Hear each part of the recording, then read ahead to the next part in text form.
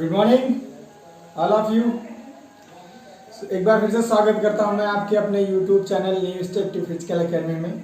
आज हम लोगों का ये पहला क्लास है जिसमें जैसा कि मैंने कल बताया था कि हम लोग सबसे पहले मैथ पढ़ेंगे और मैथ में पहला चैप्टर जो है वो नंबर सिस्टम है। तो बाकी तो सब लोग आशा करता हूँ सब लोग ठीक ही होंगे। खाना पीना हो गया सबका? चलो ठीक, आओ फिर संख्या पद्धति समझने के लिए सबसे पहले हमारे पास प्राकृतिक संख्याएं होती हैं। प्राकृतिक संख्या कौन कौन सी होती हैं? एक से लेकर के अनंत तक, इनफाइनाइट तक सारी संख्याएं प्राकृतिक होती हैं, नेचुरल नंबर होती हैं। सेकंड पे आती हैं पूर्ण संख्याएं, वही प्राकृतिक संख्याएं होती हैं। अगर आगे हम जीरो लगा दें तो वो प्राकृतिक संख्याएं बन जाती हैं और पूर्ण संख्या बन जाती है, whole number. Next third point आता है पूर्णांक। पूर्णांक संख्याएं वो होती हैं जो जिसमें प्लस के नंबर और माइनस के नंबर दोनों इंक्लूड होते हैं, उन्हें हम पूर्णांक संख्या कहते हैं। जैसे देखो यहाँ प्लस से शुरू माइनस से शुरू हो रहा है, यहाँ पे इनफाइनाइट यहाँ पे भी होगा, तो यहाँ पे कितना भी हो सकता है, पर हमें एक वैल्यू दिखानी है तो फिर हम यहां से शुरू करते हैं। इधर प्लस का रहेगा, इधर माइनस का रहेगा, तो इसे क्या कहते हैं? इसे पूर्णांक संख्या कहते हैं। उधर इनफाइनाइट तक, इधर भी इनफाइनाइट तक। सम संख्याएं कौन सी होते हैं? इवन नंबर, जो दो से पूर्णतः कट जाए उसे हम क्या कहते हैं? सम संख्या कहते हैं, इवन नंबर कहते हैं। देखो दो से भी कट रहा है, चार से भी कट रहा है, छह से भी छह भी, आठ भी, 10 भी, वो सब दो से कट रहे हैं। अरे विषम संख्या होते हैं होल नंबर, और विषम संख्याएं ऑड नंबर। ऑड नंबर वे होते हैं जो दो से पूर्णतः न कटे, 1, 3, 5, 7, 9, 11, 13, 15। और अभाज्य संख्या, जब भी देखो कभी भी देखो तुम्हें दो ही चीजों में जो है काफी प्रॉब्लम होगा। एक तो ऑड नंबर में और एक होता है प्राइम नंबर में। इन्हीं दो चीजों में आपको ज्यादातर समस्या होगी, इसको बहुत अच्छे से ध्यान में रखना, क्योंकि अभाज्य संख्याएं वो होती हैं जो खुद से और एक से, इसके अलावा कोई और उसका फैक्टर ना हो, उसे हम अभाज्य कहते हैं। लेकिन वैसे विषम संख्या में वो खुद से भी कटता है और अन्य से भी कटता है, उसके एक से और दो, एक को छोड़ करके और खुद को छोड़ करके अन्य भी फैक्टर हो सकते हैं।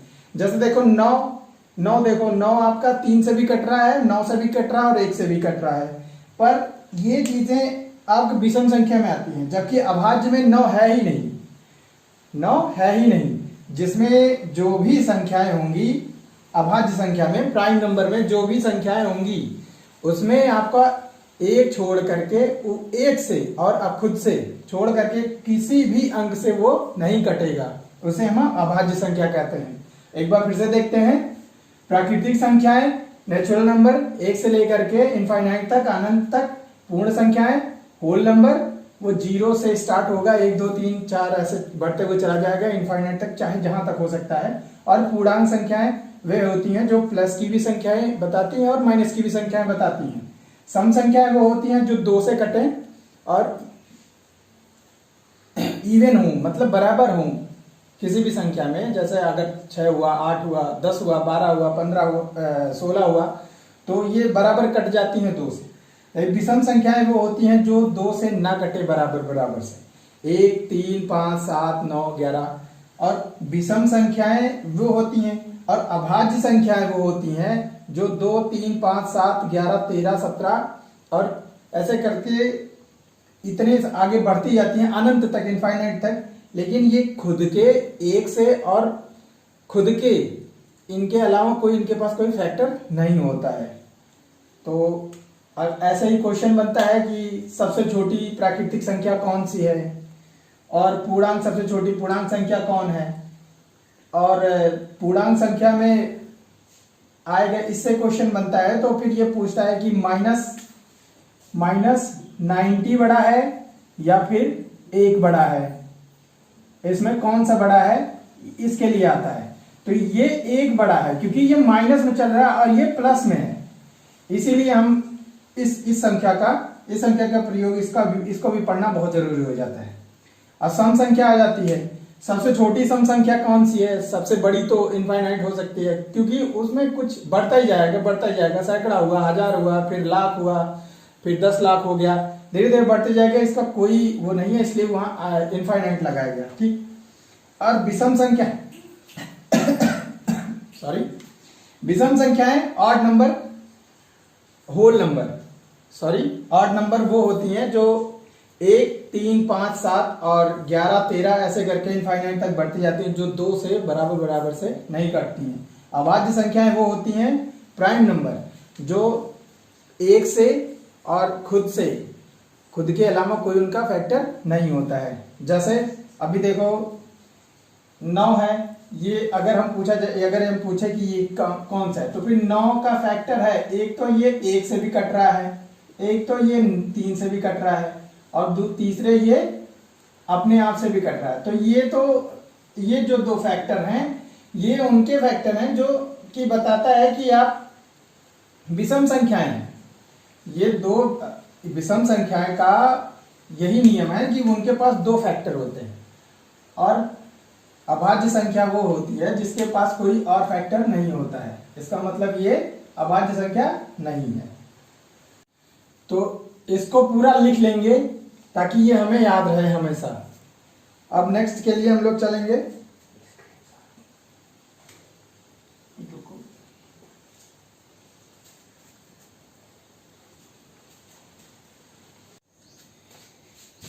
संख्या पद्धति में दूसरे नंबर पे आता है जातीय मान और स्थानीय मान। कुछ समझ में आ रहा है? समझ रहे हो कि नहीं समझ रहे हो? क्या भैया बता रहे हैं? स्थानीय मान, जातीय मान है। जब ये क्वेश्चन आएगा ना तो अपने आप सब समझ जाओगे, कुछ कहने की जरूरत नहीं पड़ेगी कि ऐसे क्वेश्चन आते हैं कि नहीं आते हैं। तो अभी क्वेश्चन जब करवाएंगे तो देखना ये क्वेश्चन मिलते हैं, और ये सब बहुत छोटी बातें हैं। ये सब लग रहा है कि इतना बड़ा है, इसको लिख लो और बस ऐसे रख दो, रटने की भी जरूरत नहीं है। ये क्या है बस इतना जान लो कि जातीय मान जैसे मानव जात है, ठीक, आदमी हो रहा है, आदमी है, फिर वो बड़ा हुआ, फिर उसका कोई ना कोई नौकरी लगी या उसका स्थान हुआ, जैसे अब मास्टर हो गया तो उसका स्थान है कि मास्टर है। अगर वो और बड़ा हुआ तो हाँ उसका स्थान है कि वो डीएम है। तो ऐसे ही जातीय मान है लोकल वैल्यू, यानी किसी भी नंबर का। जैसे अभी ये देखो, ये नंबर है 6, 3, 5, 7, 8, इसमें 3 का अगर जातीय मान पूछा जाएगा तो 3 ही है, क्योंकि यहाँ पे सारे के सारे नंबर ही तो हैं। अभी नंबर में अगर पूछा जाएगा कि 3 का जातीय मान क्या है तो वो 3 ही है। पर इसी जगह अगर स्थानीय मान पूछा जाए, प्लेस वैल्यू पूछा जाए, तो ये इकाई के स्थान पे कुछ और हो जाएगी, और दहाई के स्थान पे कुछ और हो जाएगी, सैकड़ा के स्थान पे कुछ और हो जाएगी, हजार के स्थान पे कुछ और हो जाएगी, लाख के स्थान पे कुछ और हो जाएगी। तो बड़े आसान से समझाऊंगे। देखो, किसी भी संख्या में किसी भी अंक का जातीय मान उसका अपना मान है, चाहे वह किसी भी स्थान पर क्यों ना हो। जैसे अब 6, 3, 5, 7, 8 में 3 का जातीय मान क्या है? 3 ही है, क्योंकि ये 3 के जातीय मान के बारे में पूछ रहा है तो 3 ही है। पर अगर इसी के बारे में स्थानीय मान पूछा होता तो ये मान लो 3 है। अब यहीं पे ये आ जाता है 6, 3, 5, 7, 8। अगर इसमें पूछता है कि 5 का जो है प्लेस वैल्यू बताओ या स्थानीय मान बताओ, तो हम इसको गुणा करेंगे दहाई से। यहाँ गुणा इकाई से, यहाँ गुणा दहाई से, और यहाँ गुणा सैकड़ा से। पर ये यहाँ पे 0 लगेगा 2 अंक से, यहाँ पे 3 अंक से। अब यहाँ पे 1000 आ जाए तो गुणा होगा 1000 से। क्यों? क्योंकि जितने हम लोग दाहिने तरफ बाएं तरफ बढ़ते रहते हैं तो इसका प्लेस वैल्यू बढ़ता है ना। इकाई, दहाई, सैकड़ा, 1000, 10,000, फिर लाख, 10 लाख, फिर करोड़, 10 करोड़, ऐसे बढ़ते हुए चला जाता है। तो हमें अगर इसमें से कोई किसी का वैल्यू बताना है तो हम ये 3 का वैल्यू अगर बता रहे हैं तो 3 ले लिए। फिर अब ये देखेंगे हम किस स्थान पे है, ये 3 किस नंबर पे आ रहा है? 1, 2, 3, 4, चौथे नंबर पे आ रहा है। यानी पूछें 3 का वैल्यू पूछें तो कुछ करने की जरूरत नहीं है। यहाँ पे देखो इकाई, दहाई, सैकड़ा, हजार, तीसरे नंबर पे है, 1000वें नंबर पे, यहाँ पे 1000 से इसे गुणा कर दो, 3000 हो जाएगा। यही इसका प्लेस वैल्यू है। अगर ऐसे नहीं समझ में आ रहा है तो इन सबको भूल जाओ, ये सब भूल जाओ, ये सब भूल जाओ। जब भी स्थानीय मान का बात आए, चाहे जितनी संख्याएं हों, चाहे जितनी, 7, 8, 9 और ये फिर 7, फिर 2, फिर 1, ठीक। अब इसमें से चाहे 8 का पूछे चाहे 7 का पूछे, अगर इसका स्थानीय मान पूछ रहा है, अगर 8 का स्थानीय मान पूछ रहा है तो 8 लिख दो, उसके बाद जितने भी अंक हैं उसके जगह पे 0 रख दो, 4 0 रख दो। 1 2 3 4, 4 है तो 4 0 रख दो, यही इसका स्थानीय मान है। अगर इसका जातीय मान पूछे तो ये 8 है ही है, तो ये इसका 8 जो है स्थान जातीय मान है, और 8 लाख जो है ये इसका स्थानीय मान है, प्लेस वैल्यू। ये इतने 2 बातें बहुत अच्छे से समझ में आ गई। अब आते हैं हम लोग, अब आएंगे हम लोग जो है विभाज्यता के नियम पढ़ेंगे, विभाज्यता का नियम। बाकी इसमें कुछ नहीं था, अब विभाज्यता का नियम पढ़ेंगे।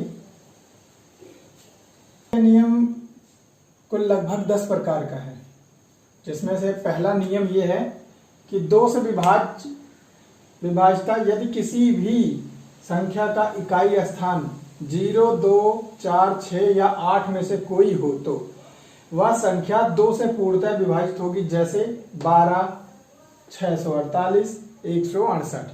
तो इसमें देखो इकाई के स्थान पे क्या है, इकाई के स्थान पे 2 है, यहाँ पे इकाई के स्थान पे 8 है, यहाँ पे इकाई के स्थान पे 8 है। तो इसमें कहा गया है कि इकाई के स्थान पे 0 हो, 2 हो, 4 हो, 6 हो या 8 हो, 8 में से इनमें से कोई भी हो तो 2 से विभाजित हो जाएगा पूर्णतः। और 3 से विभाज्यता का दूसरा नियम है, 3 से विभाज्यता का नियम, यदि किसी भी संख्या का योग, जैसे अभी देखो किसी भी संख्या जो भी है, जैसे ये संख्या है, ठीक, योग, इसका योग करना, अगर इसको हम 1 + 8 + 3 कर दें तो कितना हो जाएगा, 8 3 11 1 12। और ये किससे विभाजित है, 3 से, 3 से पूर्णतः विभाजित है ना, 3 चौक 12, पूर्णतः कट जा रहा है। तो इसलिए इसमें दूसरे वाले नियम में लिखा गया है कि 3 से विभाज्यता के नियम में कि यदि किसी भी संख्या के सभी योगों, सभी का योग 3 से पूर्णतः विभाजित हो जाता है, होगा या हो जाता है, तो वह संख्या भी 3 से विभाजित होगी। अब चौथा क्या है, चौथा तीसरा नियम है, तीसरा नियम 4 से विभाज्यता का नियम। किसी भी संख्या में दो अंतिम 2 संख्याएं हैं, इकाई और दहाई के 2 अंक अगर 4 से विभाजित हो रहे हैं, विभाजित हो तो वह संख्या 4 से पूर्णतः विभाजित होगा। जैसे 2744 है, 2744 है, ये देखो 4 से 2 अंक इकाई दहाई, 2 अंक 4 से विभाजित हो रहे हैं, इकाई दहाई, लास्ट के 2 डिजिट ये विभाजित हो रहे हैं किससे, 4 से, इसलिए ये 4 से विभाजित है। अब आगे चलते हैं अगले नियम पे कि 5 से विभाज्यता का नियम, 5 से विभाज्यता का नियम।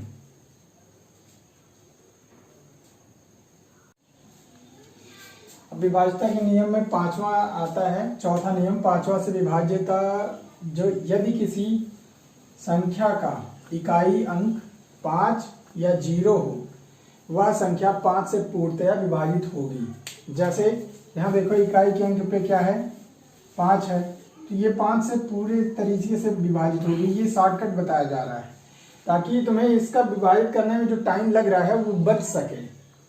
ये ना सोचो कि भैया क्या बता रहे हो, ये विभाज्यता क्या है, ये सब कब आएगा कब नहीं, थोड़ा रुको, पेशेंस रखो। यहाँ देखो इकाई के अंक पे 0 है, तो ये भी पूरी तरह 5 से विभाजित है। अब ऐसे आ जाते हैं, इसको लिख लेना, जैसे है ऐसे लिख लेना और एक बार देख लेना। अभी जब क्वेश्चन आंसर कराऊंगा ना तो तुम्हें समझ में आएगा कि इसका कहाँ क्या काम था और शॉर्टकट में करोगे तो क्वेश्चन बहुत जल्दी कर ले जाओगे। अब यहाँ देखो, 6 से विभाजिता, ऐसी संख्या जो 2 और 3 दोनों से कटती हो या विभाजित होती हो, उसे 6 से पूर्णतः विभाजित होगी। जैसे कोई भी अंक है, जैसे अब देख लो 12 है, ये 12 है अंक, संख्या 12 है, तो ये 3 से भी हो रही है और 2 से भी हो रही है, तो ये दोनों से हो रही है, इसीलिए ये 6 की विभाजता है। ठीक, अब आते हैं 7वें पे। 7 से विभाजता का नियम, ऐसा अंक जो 6 बार अपने आप को दोहराए, या फिर ये 6 बार अकेला ही आए, या 2-2 का पेयर में आए। 2-2 पेयर में आ रहा है तो 3 बार आएगा, अगर 3-3 के पेयर में आ रहा है तो 2 बार आएगा। जैसे देखो, एक बार ये है, एक बार ये है, 6 बार दोहरा रहा ना अपने आप को। लेकिन अगर यही आ जाएगा 32, फिर 2, फिर 2, फिर 32, ये भी आपका जो है ये भी कटेगा 7 से। काट करके देख लेना, फिर ये नियम है इसीलिए बता रहे हैं। 8 से विभाजता का नियम, ऐसी संख्या जिनके अंतिम में 3 अंक जो होते हैं वो 8 से विभाजित होते हैं, वो जो है पूरे के पूरे अंक को विभाजित करने से बचने के लिए ये सब बताया जा रहा है। और ये शॉर्टकट है और इसे याद करना भी पड़ता है, ये नियम है, तभी आगे आप चल करके अच्छे से अच्छा जो है जल्दी से जल्दी बड़े से बड़े क्वेश्चन को हल कर पाओगे। तो 8 से ये देखो, 8 से 11 बार जाएगा ना, 8 बार जाएगा, 11 बार जाएगा ना, कट जाएगा, फिर ये भी जाएगा, ये भी कटेगा। वैसे इसीलिए कह रहे हैं कि 8 से विभाजता का नियम जिनके अंतिम में 3 से विभाजित हो। जैसे अब ये अंतिम जो 3 अंक हैं वो विभाजित हो रहे हैं कि नहीं। अब 0 है तो 0 से कोई मतलब नहीं है, बाकी 88 में करना पड़ेगा। यहाँ पे 0 नहीं है, यहाँ पे 2, 3, 2 है, तो इसको विभाजित अगर कर ले गए तुम, ये अगर तुम्हें चेक करना है कि 8 से विभाजित है कि नहीं पूरी तरीके से, या 8 का विभाज्यता है कि नहीं, तो इसके अंतिम के 3 अंकों में जो है आप 8 से भाग कर दीजिए, विभाजित हो जाएगा, तो समझ अपने आप पता चल गया कि हाँ ये हो जाएगा, ये नियम है। अब चलते हैं 9 का विभाज्यता का नियम और 11 का विभाज्यता का नियम, 2 और बचा है, उसको भी लिख लेते हैं, उसके बाद हम लोग क्वेश्चन आंसर करेंगे।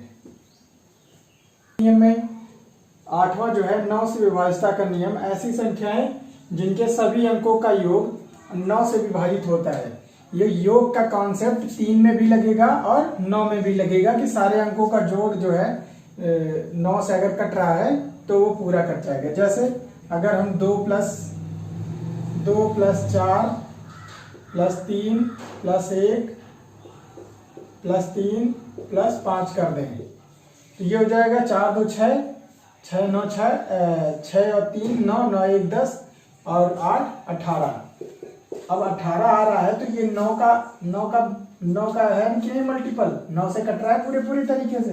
तो ऐसे 3 में भी होता है, 3 से कटेगा तो 9 से भी कटेगा, ये दोनों सेम इक्वल होते हैं। अब 11 से विभाज्यता का नियम आ रहा है, किसी भी संख्या के विषम स्थानों के अंकों का योग 0 हो या 11 हो, 0 हो या 11 हो, वो जो है 11 का गुणज होता है या उसका जो है विभाज्य होता है। जैसे क्या नियम बताए हैं विषम स्थानों का, विषम संख्याएं कौन कौन सी होती हैं, 1 3 5 7 फिर 9 फिर 11, अरे आगे बोलो, फिर 13। तो इसमें क्या कहा है, किसी संख्या के विषम स्थानों का अंकों का योग। अब जैसे विषम कौन कौन से हैं इसमें, 1 हो गया, फिर 3 हो गया, फिर 5 हो गया, फिर 7 हो गया। अब इनको जोड़ लो, 8 प्लस 1 प्लस 4 प्लस 9, कितना हो गया ये हो गया 9 9 18, 18 4 22 हो गया। ये 11 का गुणज है, इसमें क्या कहा गया, 0 हो या 11 का गुणज हो, 0 हो या 11 का गुणज हो तो वो फैक्टर पूरी तरीके से 11 से विभाजित हो जाएगा। अब हम लोग चलते हैं, अब तो आगे हम लोग पूरा हो गया, इस पर ज़्यादा इसको लोड लेने की ज़रूरत नहीं है, ये चीज़ें बार बार रिवाइज होती रहेंगी, आती रहेंगी, इसीलिए मैंने लिखवा दिया कि ताकि तुम एक बार लिख लो और रख लो इसको, ताकि बाद में जो है आप कभी भी रिवाइज करने का मौका आए तुरंत जो है इसको आप क्वेश्चन में आता रहेगा, और क्वेश्चन में आता रहेगा। अभी देखना क्वेश्चन तुम्हारे सामने है, एक में 13, 24, 68 में 3 के अंकित मान और स्थानीय मान। देखो अंकित मान या जातीय मान दोनों बात एक ही है। कभी कभी इसमें ना शंका खा जाना, कुछ ये कंफ्यूजन पैदा करने वाली चीजें हैं। कभी कंफ्यूज ना होना कि अंकित मान क्या होता है, जातीय मान क्या होता है, पता चले कि तुम लोग दिक्कत हो जाए, हैं प्रॉब्लम में फंस जाओ। अब क्या हो, अब तो अंकित मान क्या होता है तो सर जी बताया ही नहीं। चलो कोई बात नहीं, अंकित मान और जातीय मान सेम होता है ये तो जान ही गए हो। जातीय मान, अंकित मान, जातीय मान दोनों एक ही है। चलो अब तो क्वेश्चन लगाओ। देखो मैंने बताया था ना जातीय मान और अंकित मान आएगा, और स्थानीय मान में ये दोनों एक ही है। स्थानीय मान में स्थानीय मान का योग क्या होगा वो मैंने तुम्हें बताया था कि जातीय मान वही होता है जो उसका एक्चुअली वैल्यू होता है। जैसे 3 अगर है तो 3 ही है उसका जातीय मान या अंकित मान होगा। और स्थानीय मान वो होता है कि वो किस स्थान पे है, इकाई के स्थान पे है कि दहाई के स्थान पे है कि सैकड़े के स्थान पे है। तो 3 को देख लो किस स्थान पे है। पहले तो ये 3 इकाई, दहाई, सैकड़ा, हजार और 10,000, ये है 10,000 पे है।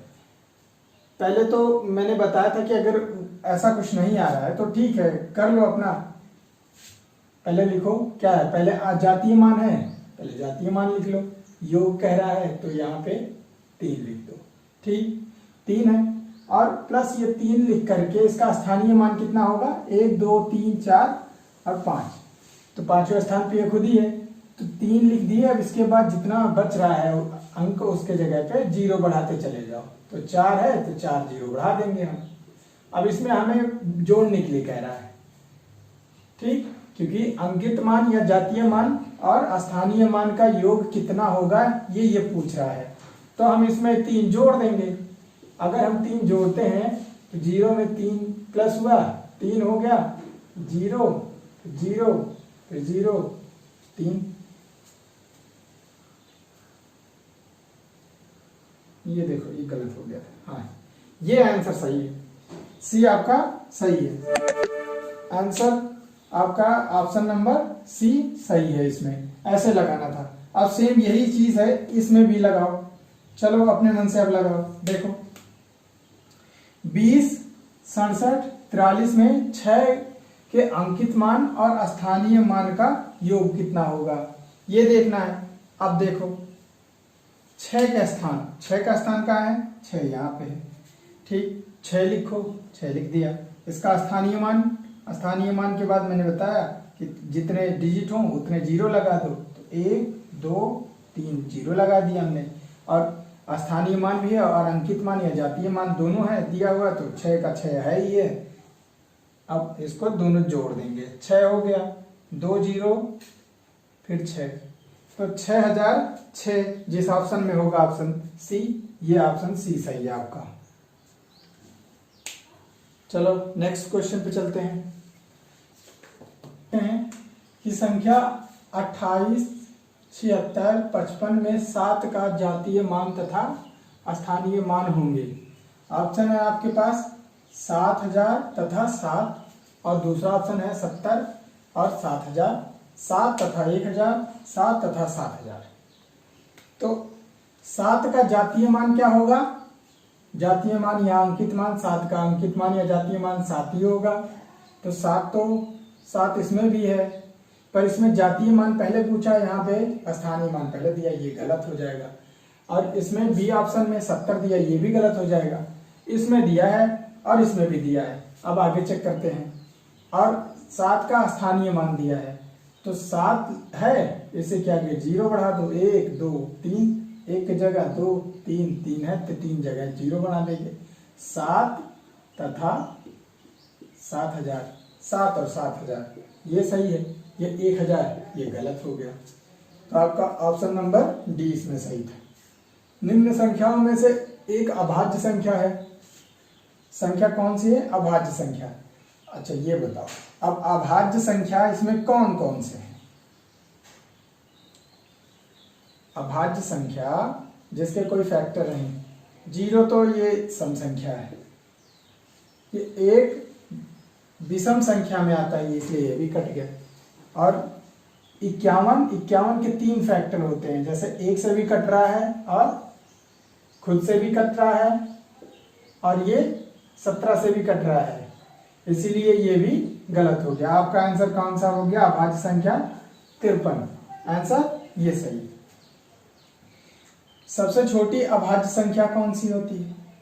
सबसे छोटी अभाज्य संख्या, एक तो अभाज्य संख्या नहीं है क्योंकि ये प्राकृतिक संख्याओं में है, विषम संख्याओं में है, तो अभाज्य तो नहीं है। और 0 भी नहीं है क्योंकि ये सबसे छोटी सम संख्या है। ये भी अभाज्य संख्या है और ये भी अभाज्य संख्या है, तो इसमें से पूछा गया है सबसे छोटी, तो सबसे छोटी 2 है, इसलिए आंसर आपका सी ऑप्शन सही होगा। चलो नेक्स्ट क्वेश्चन पे चलते हैं। याद आया? चलो लगाते हैं। 4 का विभाज्यता का नियम ये था कि अंतिम 2 अंक अगर 4 से विभाजित होते हैं, अंतिम 2 अंक अगर 4 से विभाजित होते हैं, तो 3 तो पहले से है ही है, अब 3 में क्या रखो कि 4 से पूर्णतः विभाजित हो जाए, तो 6 भी रखोगे तब भी 4 से विभाजित हो जाएगा, और 2 रखोगे तब भी 4 से विभाजित हो जाएगा, इसीलिए आपका ऑप्शन सी ऑप्शन सही है। 6 और 2 दोनों से विभाजित होगा। वह सबसे छोटा मान क्या है जिसे x रखने पर पूरा हो जाएगा? मतलब ये पूरी तरीके से 9 से कट जाएगा। और 9 का विभाज्यता का नियम क्या था कि सबको जोड़ लो, उसका जो भी इक्वल करने के बाद आ रहा है प्लस, जैसे 4 + 5 इसका योग जो आ रहा है वो अगर 9 से कट रहा है तो पूरी तरह रखने के बाद कट जाएगा। ठीक, तो 4 + 5 + 1 + 6, 0 तो जोड़ना ही नहीं है, +3, कितना हो जाएगा? 5 4 9 1 10, 10 6 16, 3 19, 19 हो गया।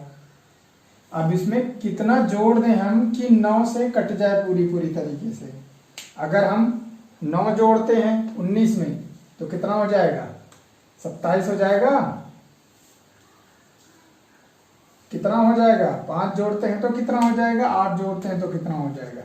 इसमें अगर हम 27 हमको करना है, 9 से अगर हम कर रहे हैं भाग, तो इसमें कितना जोड़ दें? x के जगह पे कितना रख दें कि हो जाए? अब 9 3 27 होता है ना, तो इसमें अगर हम 8 जोड़ देंगे तो ये 27 हो जाएगा और ये पूरी तरीके से कट जाएगा। 9 3 27, जो कि आपका ऑप्शन नंबर बी ऑप्शन सही है। 8 जोड़ने पर ये पूरी तरीके से 9 से कट जाएगा। चलो आज के लिए बस इतना ही। चैनल को लाइक शेयर एंड सब्सक्राइब करना ना भूलें, और लोगों को जोड़ें साथ में। इतना ही। जय हिंद।